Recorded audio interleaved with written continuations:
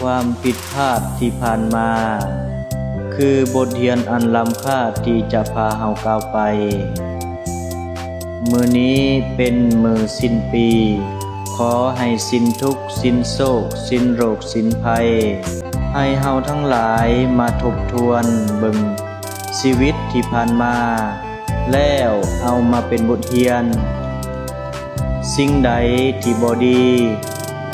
สิ่งใดที่พลาดพลั้งสิ่งใดที่เป็นอุปสรรคของเฮาขอให้เฮาปะไว้ในมื้อนี้ทิ่มไว้ในมื้อนี้และสิ่งใดที่ดีสิ่งใดที่เป็นประโยชน์สิ่งใดที่เฮ็ดให้เฮามีความสุขจงเอาไปนำใช้ในปีต่อไปเพื่อให้เกิดดอกออกผลและบรรลุเป้าหมายตามความฝันของเฮา